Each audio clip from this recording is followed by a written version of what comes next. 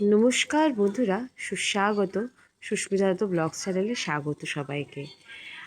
আজকে আমরা যাব একটি বিশেষ জায়গায়, উল্টো রথে। কারণ সোজা রথে আমরা যেতে পারিনি একটি কারণবশত। তো আরাত্রিকার বায়নায় আমরা যাব উল্টো রথে। তো এটি হচ্ছে ইস্কনের রথ। আর যথারীতি কোচবিহারের মদনমোহন রথযাত্রা ইতিমধ্যেই সমাপ্ত হয়েছে। তো সেই নিয়ে আরেক সময় কোনো একটা ব্লগে আপনাদের পুরো রিচুয়ালসগুলো দেখাবো। কারণ কোচবিহারের তো রাজ আমলের জায়গা, তো এখানে কিছু নিয়ম নিষ্ঠা সহকারে এখানে রথযাত্রা পালিত হয়। তো আমরা ইতিমধ্যেই বাড়িতে পৌঁছে গেছিলাম। মা আরাত্রিকাকে নিয়ে তৈরি হয়েছে, মাকেও একটু তুলে নিয়েছিলাম। এটি হচ্ছে ইস্কন মন্দির। আমার বাপের বাড়ির কাছেই অবস্থিত ইস্কন মন্দিরেরও একটি গল্প রয়েছে, সেটি আপনাদের সঙ্গে বলতে বলতে আমি শেয়ার করব। তার মাঝে ঢুকে গেছিলাম একটু ওখানের মেলাতে, ছোট্ট একটা মেলার ওখানে মেলা বসে ওইখানে।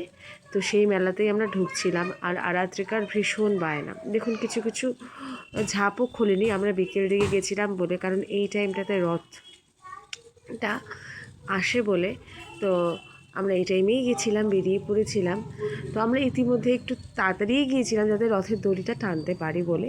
তো এখানে বিভিন্ন দোকানের পসরা নিয়ে বসেছে।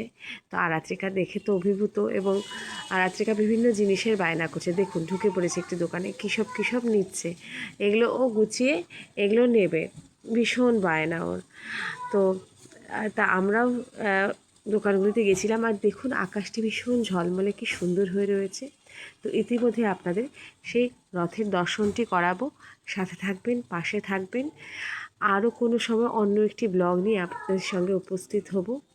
তো এই রথের সমস্ত বৃত্তান্ত আমি আপনাদের সাথে শেয়ার করব। যে ইস্কন মন্দিরটা দেখেছিলেন, সেটি একটি ডাক্তারবাবুর বাড়ি ছিল। তো তার সন্তান সন্ততির মানে প্রয়াণ হওয়ার পর থেকে তিনি একা পড়ে যান এবং তার বাড়িটি ইস্কন মন্দিরে দান করেন। আর সেটি পরবর্তীকালে ইস্কন মন্দিরে প্রতিস্থাপন করা হয়। তো তাই আমরা বলি, ভগবান ছাড়া পৃথিবীতে কিছুই নেই। তো উনি ওনার সর্বস্ব কিছু ইস্কনকে দান করিয়ে দিয়েছেন। ওনাকেও আমি দেখাবো, কারণ ওনার হচ্ছে মানে রথের অবদান ওনারও কিছু কম নয় এখানে রথ হওয়ার পেছনে। তাই ওনাকে দেখানোটা জরুরি। তো আমি ইতিমধ্যে ইস্কন মন্দিরটা আপনাদের দেখিয়ে দিয়েছি। তো ওটা ছিল আগে পূর্বে ওনার বাড়ি। তারপরে ওনার দুটো সন্তান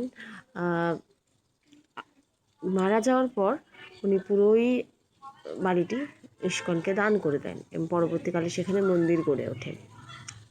তো ওখানে দেখতে পাচ্ছেন জিপটি, ওখানেই উনি ওই ডাক্তারবাবু উনি রয়েছেন, ওনাকেও দেখাবো। তো এরকম নিষ্ঠাবান মানুষ দেখলেও খুব ভালো লাগে। তো আপনাদের কি মত? এই যে দেখতে পাচ্ছেন, এই যে ইনি হলেন সেই ডাক্তারবাবু যিনি তার বাড়িটি ইস্কন মন্দিরের নামে দান করে দেন, যেখানে পরবর্তীকালে ইস্কন মন্দির প্রতিস্থাপন হয়। আমার ব্লগগুলো ভালো লাগলে অবশ্যই লাইক কমেন্টে শেয়ারে বন্যা ভরিয়ে দিতে হবে, এবং আরও নতুন ব্লগ আসবে। এবং আমার ব্লগগুলো কেমন লাগে, কোথার থেকে, পৃথিবীর কোন প্রান্ত থেকে আপনারা দেখছেন, প্লিজ লাইক কমেন্টের মাধ্যমে জানাবেন। এবং এটি দেখার একমাত্র উদ্দেশ্য, অনেক তো বয়স্ক মানুষ আছেন যারা রথের দড়ি হয়তো টানতে পারেন না। এই হচ্ছে রথযাত্রা, সেটা ইস্কনের। আর কোচবিহারের মদনমোহন রথযাত্রা কালকেই সুসম্পন্ন হয়েছে। এবং আপনারা বলুন পৃথিবীর কোন প্রান্ত থেকে আপনারা দেখছেন। এবং আমার এই ভিডিও করার একমাত্র উদ্দেশ্য, অনেক মানুষ তো আছে বয়স্ক মানুষ যারা রথের দড়ি টানতে পারেন না, তাদের যদি কোনো রকম সহযোগিতা হয় ভিডিওর মাধ্যমে, তারা যদি রথ দর্শন করতে পারে। রথ দর্শন তো পুণ্যের কাজ। তো এটাকে প্লিজ কেউ নেগেটিভলি নেবেন না। এই যে ইস্কনের কর্ণধারিণী আপনারা জানেনই। তো আগে ইস্কন এবং গড়িয়ামঠ একসাথেই ছিল, তারপরে এটা ডিভাইডেড হয়ে যায়। তো এখানে রথযাত্রা আসছে, ভগবান স্বয়ং জগন্নাথদেব সবাইকে দর্শন দিচ্ছেন, সব ভক্তবৃন্দদের। তো সেই দেখার সুযোগ করে দিচ্ছি। দেখুন ইতিমধ্যেই রথ চলে এসছে, রথের দড়িও সবাই টানছে। তো আমরাও টানতে ভুলিনি। তো এখানে রথ আসছে। তো আমার ভিডিওগুলো কার কার ভালো লাগে, এবং লাইক কমেন্ট শেয়ারের বন্যা ভরে দিতে হবে। হয়তো এই ভিডিওটি একটু লেন্দি হবে, প্লিজ কেউ স্কিপ করে যাবেন না, কিন্তু এতে রথ দর্শনটা হয়তো আপনাদের হয়ে উঠবে না। তো এটি হচ্ছে রথ। তো আমি আপনাদের সঙ্গে শেয়ার করছি। আশা করি আমার ভিডিওগুলি আপনাদের খুব ভালো লাগে। দেখতেই পাচ্ছেন জগন্নাথ দেব, সুভদ্রা, বলরাম তাদের ভক্তদের,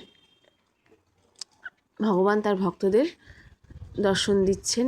এই অপরূপ দর্শন আপনারা দেখতেই পাচ্ছেন। তো এর আশা করি ভালোই লাগছে আপনাদের। এই দেখুন, আমি পুরোটাই দেখিয়ে দিলাম। এরপরে দেখা যাবে আরেকটি অন্য কোনো ব্লগের মাধ্যমে। এখন এখানেই ইতি নিচ্ছি। ভালো থাকবেন, সুস্থ থাকবেন, এই কামনাই করি আপনার।